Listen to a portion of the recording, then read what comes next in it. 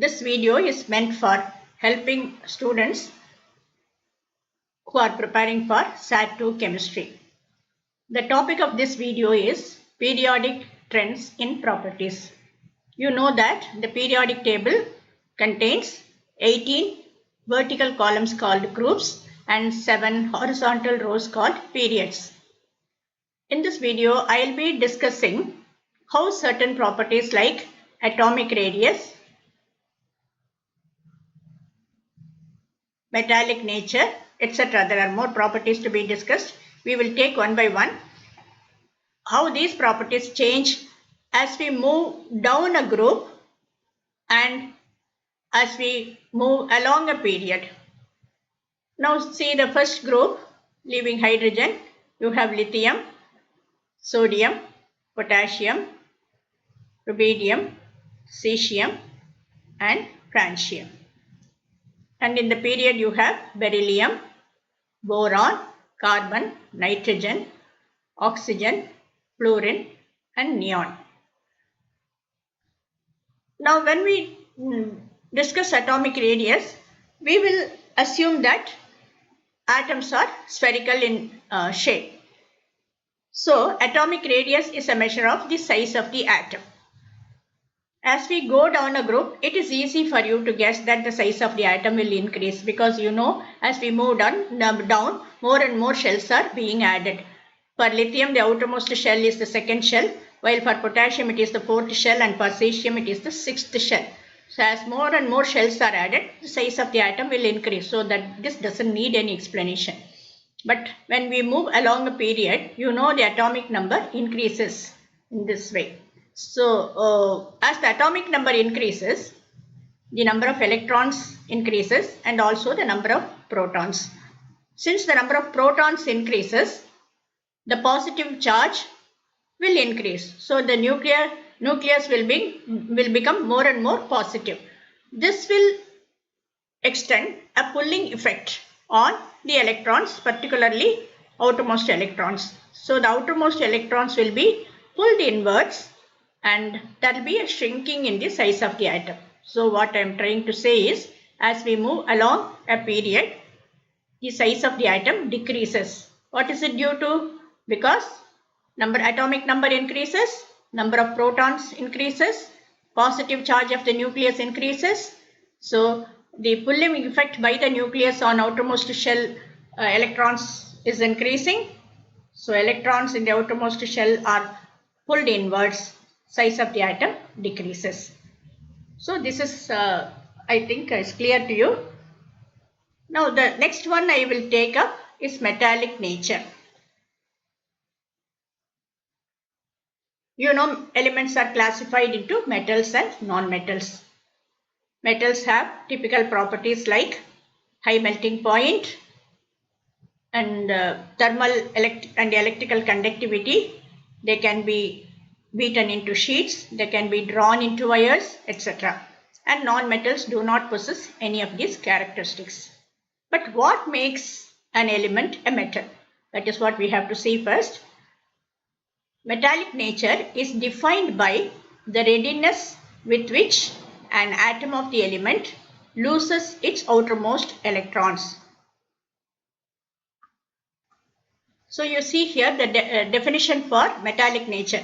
The readiness with which an atom of an element loses its outermost electrons makes it a metal. Now if you take lithium, its outermost electron is in the second shell. For sodium it is in the third shell. For potassium it is in the fourth shell, etc. So as you go down, the electron to be lost is farther away from the nucleus. So subjected to less pull by the nucleus, so it is lost readily. Not only that, by losing this one electron, these elements gain a stable octet. So there will be greater tendency for these elements to lose that one electron in the outermost shell to get the stable octet. So metallic nature increases as we go down. So as the size of the atom increases, electron to be removed is farther from the nucleus, and so the readiness of the atom to lose the electron increases. As we move from left to right, what happens is For that we just now saw that the size of the atom decreases.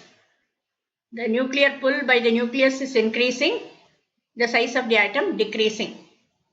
So naturally, the electrons in the outermost shell will not be lost that readily by these elements for bond formation, because they are held more tightly by the positively charged nucleus. Not only that, when you see elements of group 5A, 6A and 7A, which possess 5 electrons, 6 electrons and 7 electrons respectively in the outermost shell, the tendency of these elements will be to gain electrons to form stable octet. They will not be ready to lose the electrons. It will be difficult also to lose 5 electrons, 6 electrons, etc. So they will rather try to gain electrons to form stable octet. We are not considering neon because it has a stable octet anyway. So what can we say? As we move along a period, the size of the atom decreases, nuclear pull by the on the electrons increases, tendencies to lose electrons decreases, hence metallic nature decreases. So along the period you find non-metallic elements on the right and metallic elements on the left. In fact, in our discussion we saw a metallic nature increases down a group and decreases along the period. So where will you find the most metallic elements? In the left and bottom of the periodic table, and on the right and top of the periodic table you will find the most non-metallic elements. Now there are also elements called metalloids which possess both metallic and non-metallic properties. Now if you have boron, you take boron is a metalloid, and then silicon, which is below carbon, and germanium, and then here you have arsenic, antimony and tellurium, polonium. So it will be like a a step like thing which are called metalloids, and so these elements divide the metals and non-metals in the periodic table. In between you have B group, between the 2A and 3A groups you have the B group, which also have metals like transition metals, but they are less metallic than group 1A and 2A elements. In 2A you have magnesium, calcium, strontium, barium and radium, and these elements are also typically metallic. So the most metallic elements in the periodic table are group 1A and 2A elements, and most non-metallic elements you can find in group 6A and 7A. So we have discussed two properties so far. We will take up the third property now. The next property to be discussed is ionization energy.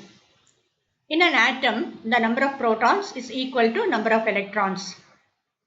Now, from an atom, if you remove an electron, it becomes A plus an electron.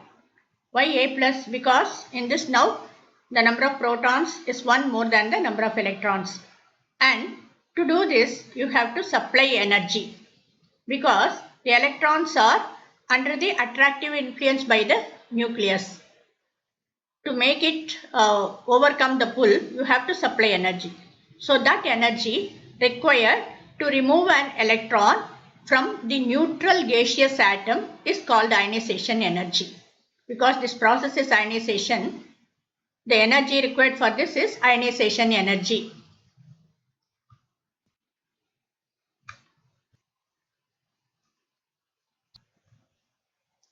You see the definition there. Ionization energy is the energy required to remove an electron from a neutral gaseous atom. For sodium, I will represent it like this.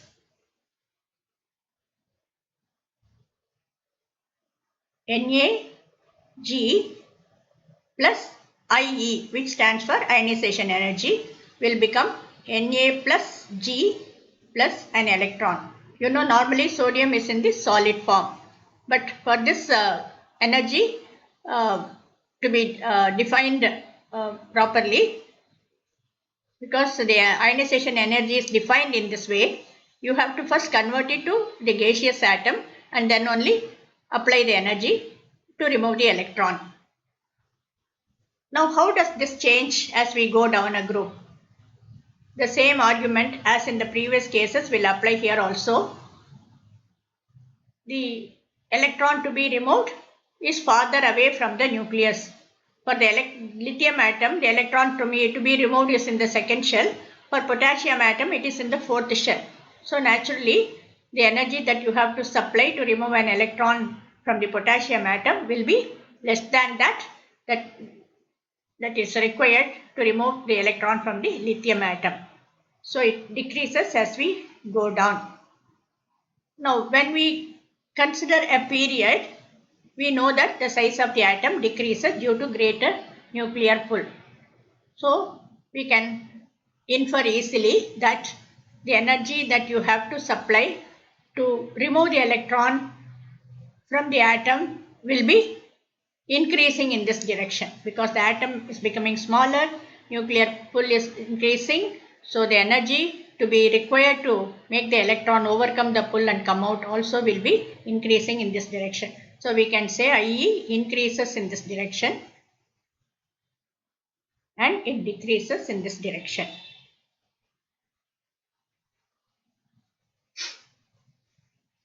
Now, there is one more thing to be learnt.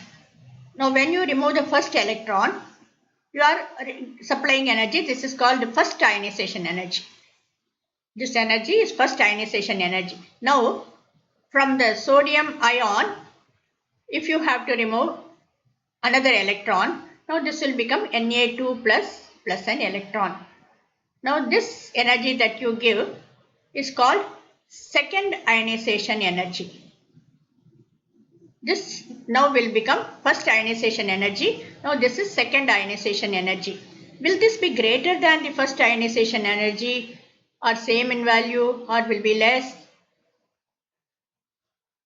Now, if you apply your reason, you see here you are removing an electron from the neutral atom where number of protons and electrons are equal. But in this case, the protons already is one number more than the number of electrons.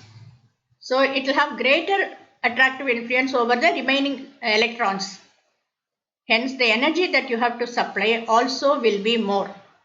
I hope you understood. The second ionization energy will always be more than the first ionization energy for any atom because the second ionization energy you are removing an electron from already positively charged nucleus. So, it will be higher. The successive ionization energies also will increase for any atom. Here I would like to say one more thing. For the sodium atom, the first electron that you remove is in the third shell. There is only one electron in the third shell. So you will supply certain amount of energy to remove it. To remove the second electron, actually you have to pull out the electron from a completed shell, from a complete shell. Because sodium has the configuration 2, 8, 1. So, to remove the single electron, certain amount of energy is required, and to pull out the electron from the completed octet from the inner orbital should be much higher, isn't it? Much higher. So, the second ionization energy will be much higher than the first ionization energy for sodium. When you take magnesium, see, which is in the second period, which is in the second group. It is in 2A group and it is in the same period as sodium. For magnesium, you are removing an electron and it is becoming Mg plus and this is its first ionization energy. From the magnesium ion, you are again removing another electron to make it Mg2 plus. This is its second ionization energy. It will be of course more than the first one, no doubt, as for any atom. But see here, magnesium has the configuration 2, 8, 2. So the first electron that you remove is also from this third shell, and the second electron that you remove also will be from the same shell. Hence, the difference between the two will not be as large as in the case of sodium. This I want you to learn and keep in mind.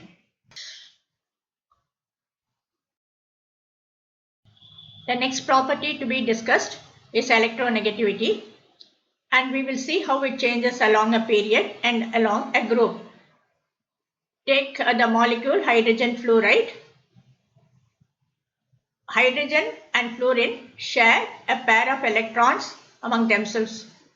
Hydrogen contributes 1, fluorine contributes one of its 7 electrons and forms a bond with hydrogen. So there is a pair of electrons binding these two atoms. This is called bonded pair of electrons. Out of this, fluorine has an inherent tendency to attract electrons. You know, fluorine atom has only 7 electrons in its outermost shell, and it tries to attain the octet by gaining an electron. So even in a bonded state, it tries to pull the shared pair of electrons towards itself. So though only one electron of the pair belongs to fluorine, it tries to pull both the electrons towards itself, and the electron pair spends more time closer to the fluorine nucleus than to the hydrogen nucleus. I suppose you understand. So we can say electronegativity is a measure of the attraction of an atom for shared pair of electrons in a bonded state. Electronegativity can also be defined as a measure of the pull that the nucleus of an atom, like fluorine here, exerts over the electron of another atom with which it is bonded. So you can read both the definitions on the screen, and I think it is clear to you now. Let us see how it changes along a period. Along a period from left to right, you know, the tendency to lose electron decreases and the tendency to gain electron increases, isn't it? So electronegativity also changes in the same way when we move from left to right in a period and move from first group to 7th group. The tendency to attract electrons increases. So we can say electronegativity increases along a period. As we go down a group, you know, the nucleus is well inside, the outermost shell is farther away. So the attraction for the nucleus to attract other electrons or electron of another atom in a bonded state will naturally decrease because the nucleus is far inside. So this is how electronegativity changes along a period and down a group. So where do you find the most electronegative elements? Obviously to the right and on top and right. Obviously the most electronegative element is fluorine. The entire periodic table, the most electronegative element is fluorine. Then comes oxygen, then comes nitrogen. These are the 3 most electronegative elements in the entire period. Now we will briefly discuss reactivity of elements. Why do elements react among themselves? The atoms of an element react with atoms of other elements to form molecules of compounds. By doing so, they achieve the stable octet configuration. Elements of group 1A and 2A have 1 and 2 electrons respectively in their outermost shells. So they tend to lose these electrons to gain stable octet configuration. Groups 6A and 7A elements have 6 electrons and 7 electrons respectively in their outermost shells. So they try to achieve the stable octet by gaining electrons. So we can say elements of group 1A and 2A are most reactive, and you know they are also metals. So these are most reactive metals. Groups 6A and 7A elements are most reactive non-metals. In between, the elements of other the other elements are less reactive compared to these.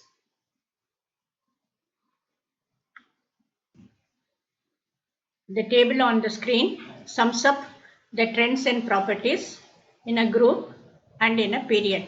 But what is more important is a knowledge of the reason behind these trends.